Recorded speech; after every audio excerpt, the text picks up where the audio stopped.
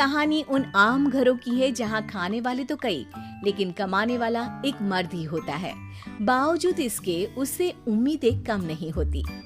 देखिए जी, सामने वाले वर्मा जी कैसी अच्छी तरह से सफाई करते हैं छुट्टी वाले दिन अपने घर की, और एक आप हैं। अरे यार, उनके पास कार है, ऑफिस पास में है और हफ्ते में 2 दिन की छुट्टी होती है, तो फर्क तो पड़ता है ना। मेरी तो शादी ही गलत हो गई। अरे कोई मस्त लड़का मिलता, कमाता भी, घुमाता भी, घर के कामों में भी मदद करता, लेकिन नहीं जी, हमारे वाले को तो कमाने से फुर्सत ही नहीं, और कमाई भी ऐसी कि कोई जरूरत पूरी ही नहीं हो रही है। सुनील बेचारा शीना को देखकर सोचता है कि शीना सही कह रही है। देखने में सुंदर है, घर का सारा काम कर लेती है, उसे तो कोई भी अच्छा लड़का मिल सकता था। क्या सोच रहे हैं? भागने का इरादा तो नहीं है?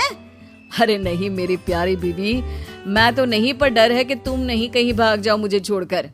शीला सुनील के मुंह से प्यार भरी बात सुनकर मुस्कुराती है। आप भी ना। सुनील एक दिन ऑफिस से घर आता है कि तभी शीना कहती है, सुनिए जी, वो मेरी सहेली आई थी, सारा दिन वो लोग यहीं थे, अब जा रही थी तो मैंने कहा नहीं, मेरे पति छोड़ आएंगे ना तुम्हें, तो रोक लिया मैंने। सुनील थोड़ी देर कुछ सोचता है, फिर कहता है, ठीक है, मैं कपड़े चेंज करके आता हूँ। अरे तेरे पति को तो लग रहा है कि अच्छा नहीं लगा। अरे नहीं, ऐसी कोई बात नहीं है, रुको मैं अभी उन्हें घर के कपड़े देकर आती हूँ।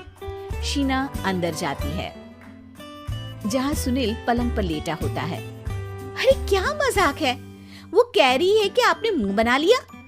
सही तो कह रही है, सुबह से अब ऑफिस से लौटा हूँ, एक कप चाय का तो पूछा नहीं, 20 किलोमीटर जाओ और आओ, और फिर कल उसी टाइम पर ऑफिस। अरे यार, मुझे गाड़ी चलानी आती ना तो बोलती भी नहीं आपको, और कौन सा रिक्शा खींच कर जाना है आपको।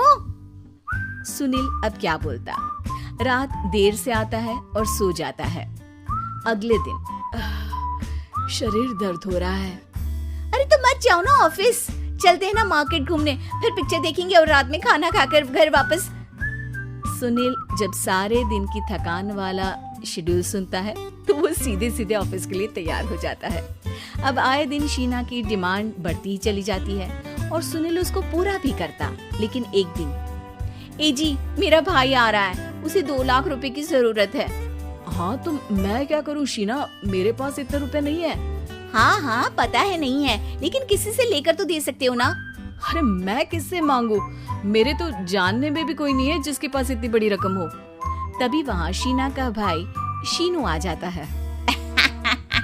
जीजा जी कैसे हैं आप?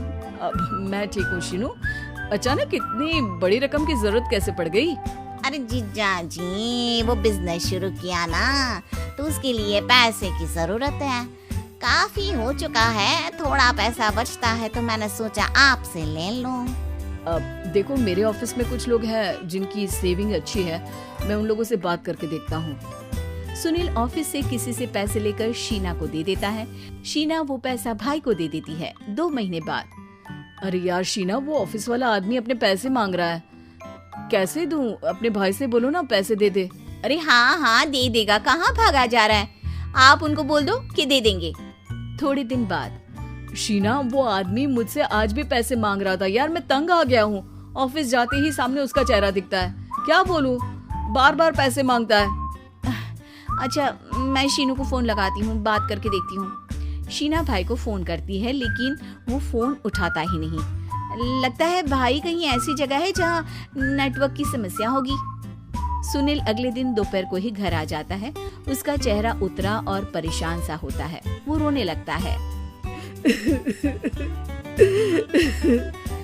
अरे क्या हुआ जी, आप इतना परेशान क्यों हैं? सब ठीक तो है ना?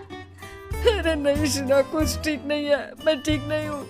तुम्हारे भाई के लिए मैंने जो पैसे लिए थे, उस आदमी ने आज भरे ऑफिस में सबके सामने मेरी बेइज्जती कर दी। सबके सामने आज मैं कर्जदार बनकर खड़ा था। मैंने हर वो प्रयास किया घर चलाने के लिए जो मैं कर सकता था, लेकिन अब नहीं होगा। वो फिर रोने लगता है।